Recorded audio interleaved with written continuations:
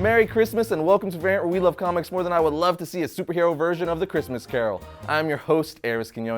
It's Christmas Eve, my friends, and for those of us who partake in this super festive season of hope, charity, and commercialized binge shopping, it's the day to share love and holiday traditions with friends and strangers alike. And let's not forget all those excited little kids around the world who will be waiting up tonight hoping to catch a peek at Santa and his sleigh. Yes, it's the only day out of the year when an old man dressed in red overalls sneaking into your house in the middle of the night is not considered breaking and entering.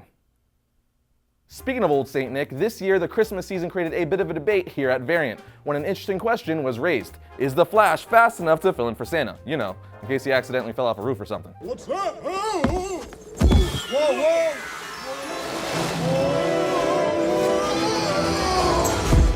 Anyway, we know that the Flash is the fastest man alive and has accomplished incredible feats using the Speed Force. But is he capable of delivering toys and possibly amazing collectibles to all the children around the world? And potentially an adorable 30-year-old host of a comic book show in North Texas on YouTube. Hypothetically. Well, after some discussion and a rather weak attempt to find a fact-based answer, we realized that we were dealing with factors outside of our moral understanding. And by that, I mean involving big numbers. So we called in our friend and fellow YouTuber Scott with NerdSync to help us find an answer to this pivotal Christmas question. And believe it or not, he actually has one. He also agreed to jump in here and NerdSync the crap out of this Variant episode. You know, to put our minds at ease before the big night and all. With that said, take it away, Captain NerdSync. Happy holidays, you wonderful nerds. Scott here from the channel NerdSync. Now, I'm not a smart person, but I do own a lab coat somewhere in my house. I couldn't find it, so I think we'll be able to get to the bottom of this mystery today. Could the Flash pull off St. Nick's annual worldwide delivery? That is the question that Arris has presented to me. Get it? Present.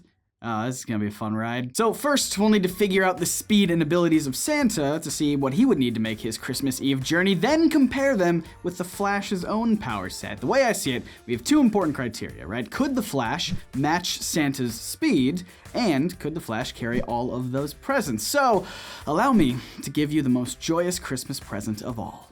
Math. Let's crunch some numbers. First, we need to figure out just how big the job is. According to the 2017 Population Reference Bureau, Earth has nearly 2 billion children under the age of 15, and that is the number that we're going with. Kids 15 years or younger, solely because that is the number that I have. Just makes things easier. If you're 16 or older, buy your own presents, you freeloader. And also for simplicity's sake and to ramp up the challenge, let's say that Santa is delivering presents to all of the children, not just those who celebrate Christmas and not just those on the nice list, you know, because typically the bad kids still get delivered coal. Someone's got to make that. So he's going to deliver to all 2 billion children. So let's say on average there are 2.5 kids per household, which makes 800 million homes to visit. That certainly sounds like a lot, only because it is.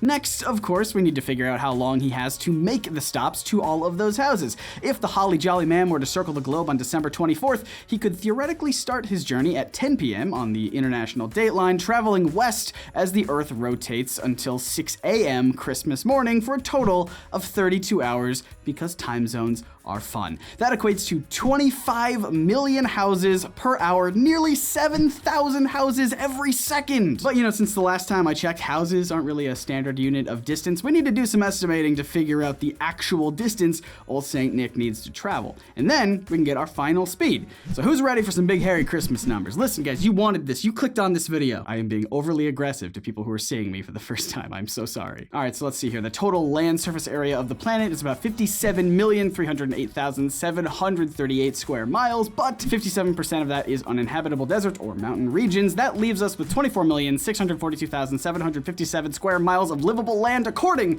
to the University of Texas. So to make it easier on us, we're gonna make a bunch of assumptions here, right? There's a joke in physics about spherical cows that applies here. Just Google it. You'll laugh. Probably won't. So let's assume that all 800 million houses Santa needs to deliver to are evenly spaced out across the habitable land, each occupying a plot of land about 0.175 miles apart. Then, the total distance the big guy would have to travel is slightly more than 140 million miles over the course of those 32 hours for a total speed of, drumroll please, over 4 million miles per hour. Boy, I am honestly starting to wonder if Santa is secretly a speedster, or at least his reindeer, right? Run, Blitzen, run. It's from the TV show. It's a Flash joke. So now the tricky part, right? Now that we have Santa's speed, we must now determine once and for all if Flash can match up with, yeah, of course he can. We're talking about the Flash here. Guys, as the Sultan of Speed, the Monarch of Motion, the soldier of the Speed Force, he raced to the end of time. He's outrun the physical embodiment of death. He was even faster than instantaneous travel once. At 4 million miles per hour that Santa would need to reach is well below the speed of light, something that we've seen Flash break time and again. So yeah, not a problem. So I feel pretty comfortable checking that one off the list, but as we said at the top, going around the world isn't the only part of Santa's job. He's not just visiting homes for inspection, right? There's another holiday creature for that, the landlord fairy. You know who I'm talking, just Tim Allen with wings. Oh, guys, there's that whole thing about delivering presents, right? We know that Barry has no problems rolling around at the speed of Santa, but can he also be the ultimate bringer of toys? Believe it or not, there have been a few times where Flash has taken on the role of a super fast delivery man, but I'm only gonna talk about one, because I'm lazy. In Flash number 167, there's a story titled The Real Origin of the Flash. And if you're a fan of my channel, you've heard me talk about this story before because I love it. You know how Barry Allen received his powers from a lightning bolt shocking him and throwing him into some chemicals? Well, forget all about that, because this comic reveals that Barry instead received his speed powers from a magical being named Mopey, a member of a council of elf-like people called the Heavenly Helpmates. Mopey saw that Barry Allen was a worthy human, so the imp guided a lightning bolt down to gift Barry with superpowers. But it gets stranger, my friends. The Deus Ex Stork reveals that he actually made a mistake when directing that fateful lightning bolt to strike Barry Allen. It gets complicated, and honestly, I probably should have picked an easier story to comprehend to share with you guys all, but we're doing this. We're already locked in. Praise be to Mopey. Basically, the Heavenly Helpmates have a bunch of arbitrary rules. One of these rules is that the humans can only be given superpowers through objects that they own. So those chemicals, right, that soaked Barry Allen after he was being struck by lightning, yeah, so those were owned by the police department, not Barry. His whole origin story was a mistake that Mopey made, and now he has to take away Flash's powers. There is one last hope, though. If Flash doesn't want to lose his powers, he and Mopey must recreate the experiment that spawned them. But this time, Flash has to buy all of those chemicals. And that's an important distinction to note. Flash has to buy them, not Barry, which means that Flash needs to get a job and earn enough money to pay for them. Like, he literally puts out a newspaper advertisement and everything. People see the ad and they send in a pile of letters that he opens with his elf friend. Wait a minute, this sounds suspiciously Santa-y. I don't know, let me move on. Flash answers a letter and gets a job delivering packages across the country over the course of one day, establishing Flash as the superhero equivalent of Amazon Prime and proving that he could indeed be Santa Claus. Now, obviously, DC has tried to sweep Mopey under the rug, obliterating him from the canon and insisting that the comic reading public put this cosmic klutz behind them, but I won't forget, DC. I will ensure that Mopey will be forever remembered as the classic DC character if it's the last thing I do, and the first thing I do. I don't do much. Glory to Mopey. I think that closes our case, though. Could Flash be Santa? Definitely seems so.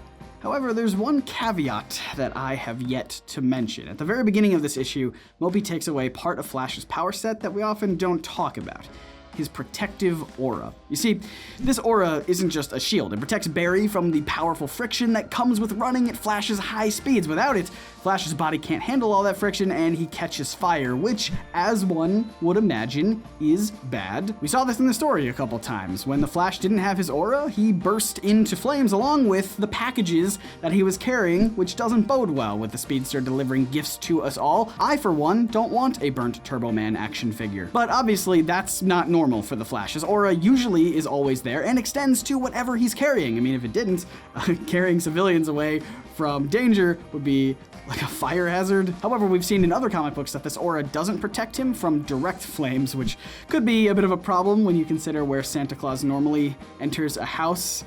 It's an opening specifically designed for fire and flames. So, yeah, maybe the kids getting coal are better off on this one. Happy holidays, nerds. There you have it, my comic conrads. As it turns out, the Flash could 100% take over for the big man tonight in the event of an emergency. With the small caveat being, he might also catch fire and completely destroy Christmas along with your home and belongings in the process. But hey, that's what fire extinguishers are for. Am I right? Yay, science. But I want to give a huge thank you to NerdSync for helping us all sleep a little better headed into this joyous Yuletide. Scott and his team do a lot of really great stuff as they seek to answer the big questions in comics. So be sure to head over to his channel and show them some love with a like and a subscription. You'll find the link for them in the description below. Other than that, on behalf of us here at Variant and Scott over at NerdSync, we wish you a very Merry Christmas to all, and to all, a good night.